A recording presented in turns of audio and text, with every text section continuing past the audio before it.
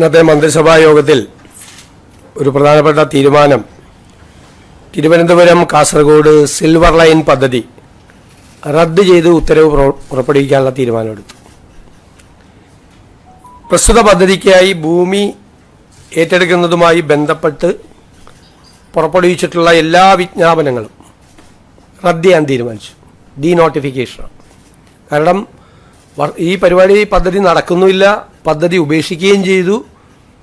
നിരവധി വർഷങ്ങളായി ഈ ഭൂമി വിൽക്കാനോ വാങ്ങാനോ ഇതൊന്ന് പണയപ്പെടുത്താനോ മകളുടെ വിവാഹത്തിന് ഒരു ലോൺ എടുക്കാൻ പോലും പറ്റാതെ ഈ സാധാരണക്കാരായ ആളുകൾ മുഴുവൻ വിഷമിക്കുകയാണ്. അതുകൊണ്ടാണ് ഏതായാലും പദ്ധതി ഉപേക്ഷിച്ചതുകൊണ്ട് ആ പദ്ധതി കേന്ദ്ര ഗവൺമെൻറ്റും അംഗീകാരം തന്നില്ല. ഞങ്ങളതിനെ എതിർത്ത് സിൽവർ ലൈൻ എതിർത്ത് ഞങ്ങൾ സമരം ചെയ്തതാണ്. അതിൻ്റെ അടിസ്ഥാനത്തിൽ ആ ഉത്തരവ് റദ്ദാക്കാനും ഈ ഭൂമി ഏറ്റെടുക്കൽ നോട്ടിഫിക്കേഷൻ ഡീനോട്ടിഫൈ ചെയ്യാനുമുള്ള സുപ്രധാനമായ തീരുമാനമെടുത്തിട്ടുണ്ട്. സിൽവർ ലൈൻ സമരവുമായി ബന്ധപ്പെട്ട വിവിധ കോടതികളിലും പോലീസ് സ്റ്റേഷനുകളിലും ഒക്കെ നിലനിൽക്കുന്ന കേസുകൾ അത് ആഭ്യന്തര വകുപ്പ് അത് പരിശോധിച്ച് ആ കേസുകൾ പിൻവലിക്കാൻ വേണ്ടിയിട്ടുള്ള കേസുകളുടെ സ്വഭാവം അനുസരിച്ച് അത് പിൻവലിക്കാൻ വേണ്ടിയിട്ടുള്ള ശുപാർശകൾ കോടതിയാണ് അത് അനുമതി നൽകേണ്ടത്. കോടതിയിലേക്ക് ഗവൺമെൻറ് അതിനുള്ള ശുപാർശ കോടതിക്ക് മുൻപാകെ നമ്മൾ സമർപ്പിക്കാൻ തീരുമാനിച്ചു. പിന്നെ പദ്ധതിക്ക് വേണ്ടി സ്ഥാപിച്ചിട്ടുള്ള മഞ്ഞക്കുറ്റികൾ അത് നീക്കം ചെയ്യുന്നതിന് റവന്യൂ വകുപ്പിന് നിർദ്ദേശം നൽകിയിട്ടുണ്ട്. നീക്കം ചെയ്യാം, മഞ്ഞക്കുറ്റികളെല്ലാം മാറ്റും. പിന്നെ രണ്ടാമത് PSCയുമായി ബന്ധപ്പെട്ട ലിസ്റ്റുകൾ നമുക്ക് റാങ്ക് ലിസ്റ്റുകളുടെ കാലാവധി ഇപ്പോൾ അവസാനിക്കുന്നതും 2026 ഓഗസ്റ്റ് 31 കാലാവധി അവസാനിപ്പിക്കുന്നതുമായ എല്ലാ റാങ്ക് പട്ടികകളുടെയും കാലാവധി നവംബർ 30 വരെ ദീർഘിപ്പിക്കുന്നതിന് PSCക്ക് ശുപാർശ ചെയ്യാൻ തീരുമാനിച്ചു.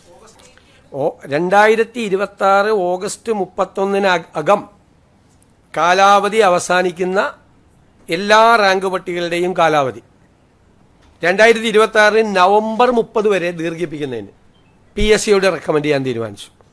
നമ്മൾ കളക്ട് ചെയ്തിട്ടുണ്ട്, അത് പറയാം, വിശദാംശങ്ങൾ പിന്നീട് പറയാം. അതിൻ്റെ അകത്ത് സാധാരണ ഇങ്ങനെ ചെയ്യാറില്ല. പക്ഷേ ഈ ഇലക്ഷനും മറ്റു കാര്യങ്ങളൊക്കെ ആയിട്ട് ബന്ധപ്പെട്ട് ആ സമയത്ത് ഒരു അപ്പോയിൻമെൻറ്റും നടന്നില്ല, ഇലക്ഷൻ നോട്ടിഫിക്കേഷൻ്റെ സമയത്ത് നടന്നിട്ടില്ല.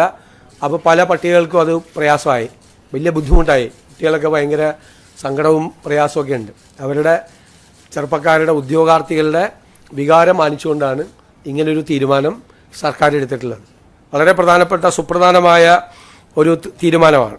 അതുപോലെ നമ്മുടെ മാനിഫെസ്റ്റോ, ആ മാനിഫെസ്റ്റോയിൽ പറഞ്ഞിരിക്കുന്ന കാര്യങ്ങളെല്ലാം UDF മാനിഫെസ്റ്റോയിൽ പറഞ്ഞിരിക്കുന്ന കാര്യങ്ങളെല്ലാം വിവിധ വകുപ്പുകൾക്കായി തിരിച്ച് ആ വകുപ്പുകൾ ഈ മാനിഫെസ്റ്റോ നടപ്പാക്കുന്നതിന് വേണ്ടിയിട്ടുള്ള നിർദ്ദേശങ്ങൾ നൽകുന്നതിന് വേണ്ടിയിട്ട് അവർക്ക് കൊടുത്തിട്ടുണ്ട്, ഡിവൈഡ് ചെയ്ത് കൊടുത്തിട്ടുണ്ട്. ഓരോ വകുപ്പിനും മാനിഫെസ്റ്റോയിൽ പറയുന്ന കാര്യങ്ങൾ ചെയ്യുന്നതിന് വേണ്ടിയിട്ടുള്ള തുടക്കം, അതായത് വിഷൻ 2031 എന്നാണ് അതിന് പേരിട്ടിരിക്കുന്നത്. 2031 ഈ സർക്കാരിൻ്റെ കാലാവധി അവസാനിക്കുന്നതിന് മുമ്പ് തന്നെ മാനിഫെസ്റ്റോയിൽ ജനങ്ങളോട് നൽകിയിരിക്കുന്ന വാഗ്ദാനങ്ങൾ മുഴുവൻ പാലിക്കുന്നതിന് വേണ്ടിയിട്ടുള്ള നടപടികൾ ഇപ്പോൾ ആരംഭിക്കാൻ പറഞ്ഞിട്ടുണ്ട്. മാത്രമല്ല ജൂൺ 1 മുതൽ 100 ദിവസക്കാലം ഏറ്റവും അത്യാവശ്യമായി ചെയ്തു തീർക്കേണ്ട കാര്യങ്ങൾ ചെയ്യാനുള്ളൊരു കർമ്മ പരിപാടി കൂടി വരും 100 ദിവസത്തേക്ക്. ജൂൺ 1 മുതലുള്ള 100 ദിവസത്തേക്ക് അതിനെ ഏറ്റവും പെട്ടെന്ന് ചെയ്തു തീർക്കാൻ പറ്റുന്ന പ്രൊപ്പോസൽസ് വിവിധ വകുപ്പുകളിൽ നിന്ന് വളരെ കിട്ടും. അത് തയ്യാറാക്കി എല്ലാ കാര്യങ്ങളും നമുക്ക് തീർക്കാൻ പറ്റാവുന്ന മുഴുവൻ കാര്യങ്ങളും, ചിലപ്പോൾ ചെറിയ ഇൻ്റർവെൻഷൻ കൊണ്ട് തീർക്കാം, ചിലപ്പോൾ ചില വിഷയങ്ങൾ പരിഹരിച്ചുകൊണ്ട് തീർക്കാൻ പറ്റും. ഒരുപാട് നാളുകളായി കിടക്കുന്ന പെട്ടെന്ന് തീർക്കാൻ പറ്റുന്ന വിഷയങ്ങളെല്ലാം 100 ദിവസത്തെ കർമ്മ പരിപാടി കൊണ്ട് പെട്ടെന്ന് തീർക്കാൻ വേണ്ടിയിട്ടുള്ള ഒരു പദ്ധതി കൂടി ഇതിൻ്റെ കൂടെ ഉണ്ട്. മാനിഫെസ്റ്റോ നടപ്പാക്കും. മാനിഫെസ്റ്റോ നടപ്പാക്കുന്നതിൻ്റെ ആദ്യ ഭാഗമായിട്ടാണ് അതിനകത്ത് 100 ദിവസം കൊണ്ട് തീർക്കാവുന്ന കർമ്മ പരിപാടികൾ കൂടി ആസൂത്രണം ചെയ്തിട്ടുള്ളത്. പിന്നെ പത്മ പുരസ്കാരത്തിന് വേണ്ടിയിട്ടുള്ള ഇത് തയ്യാറാക്കാൻ വേണ്ടിയിട്ടുള്ള ക്യാബിനറ്റ് സബ് കമ്മിറ്റി രൂപീകരിച്ചിട്ടുണ്ട്, ശുപാർശ ചെയ്യുന്നതിന് വേണ്ടിയിട്ട്. കേന്ദ്ര ഗവൺമെൻറ്റാണ് നൽകേണ്ടത്, സ്റ്റേറ്റിന് ശുപാർശ ചെയ്യാൻ മാത്രമേ പറ്റുകയുള്ളൂ. ഹൈക്കോടതിയിലെ അഡീഷണൽ അഡ്വക്കേറ്റ് ജനറലായി അഡ്വക്കേറ്റ് മുഹമ്മദ് ഷായെ നിയമിച്ചിട്ടുണ്ട്. അഡീഷണൽ അഡ്വക്കേറ്റ് ജനറൽ ആയി അഡ്വക്കേറ്റ് മുഹമ്മദ് ഷാ നിയമിച്ചിട്ടുണ്ട്. ഒരു സ്പീഡ് കോറിഡോറിന് പാരിസ്ഥിതികമായോ സാമ്പത്തികമായോ കേരളത്തെ ബാധിക്കാത്ത തരത്തിലുള്ള ഒരു അതിവേഗ ഇതിന് നമ്മളെതിരല്ല. നമ്മളിതിനെ എതിർക്കാൻ കാര്യം അതിനൊരു പ്രോപ്പർ DPR പോലും ഉണ്ടായിരുന്നില്ല. പാരിസ്ഥിതികമായ ദുരന്തമായിരുന്നു അത് നടപ്പാക്കിയിരുന്നെങ്കിൽ സിൽവർ ലൈൻ. കാരണം 300 കിലോമീറ്റർ ദൂരം 30 അടി ഉയരത്തിലെ എംബാങ്ക്മെൻ്റ് ആയിരുന്നു. കേരളത്തിൻ്റെ ഒരു ജോഗ്രഫിക്കൽ സ്റ്റേച്ചർ എന്ന് പറഞ്ഞാൽ എന്താ, സ്ലോപ്പാണ് കേരളം. അവിടെ നിന്ന് നദികൾ ഒഴുകി താഴേക്ക് വന്ന് കടലിൽ പതിക്കുന്ന ഒരു സ്ലോപ്പായിട്ടുള്ള സ്ഥലമാണ്. അതിനിടയിൽ 30 അടി ഉയരത്തിൽ 300 കിലോമീറ്റർ ദൂരം എംബാങ്ക്മെൻറ്റ് പണിയുക എന്ന് പറഞ്ഞ ഒരു സസ്റ്റൈനബിൾ ആയിട്ടുള്ള പ്രോജക്റ്റ് ആയിരുന്നില്ല. അത് എൻവയൺമെൻറ്റ് ഡിസാസ്റ്റർ ഉണ്ടാവുമായിരുന്നു, പാരിസ്ഥിതിക ദുരന്തം ഉണ്ടാവുമായിരുന്നു. പിന്നെ 200 കിലോമീറ്റർ ദൂരം 10 അടി ഉയരത്തിൽ മതിലായിരുന്നു. ഇപ്പോൾ മൺസൂൺ തുടങ്ങിക്കഴിഞ്ഞാൽ ട്രെയിൻ മാത്രമല്ല ബോട്ട് കൂടി ഓടിക്കായിരുന്നു. ആ സ്ഥിതിയാണ്. അത് നമ്മൾ വളരെ നന്നായി UDFൻ്റെ ഒരു സബ് കമ്മിറ്റി പഠിച്ച് UDFൽ കൊണ്ടുവന്നപ്പോൾ എന്നിട്ട് ഞാൻ രണ്ടാമത് അത് കൊടുത്തുവിട്ട് എല്ലാ പാർട്ടികളും ഒന്നും കൂടി സ്റ്റഡി ചെയ്ത് വരാൻ. അങ്ങനെ ഞങ്ങൾ എക്സ്പേർട്സുകളുമായി സംസാരിച്ച് കേരളത്തിൻ്റെ വിവിധ സ്ഥലങ്ങളിൽ സിറ്റിംഗ് നടത്തി railway experts, financial experts, environment എക്സ്പേർട്സുമായിട്ട് സംസാരിച്ചിട്ട് തയ്യാറാക്കിയ ഒരു റിപ്പോർട്ടാണ് നടപ്പാക്കരുത്. അതുകൊണ്ടാണ് പിന്നെ ഗവൺമെൻറ് അത് വഴിയിൽ ഉപേക്ഷിക്കുകയും ചെയ്തു.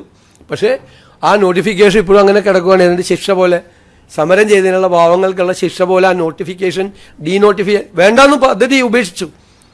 ഒറ്റ ഓർഡർ ഇറങ്ങിയാൽ മതി ഡീനോട്ടിഫൈ ചെയ്യാൻ.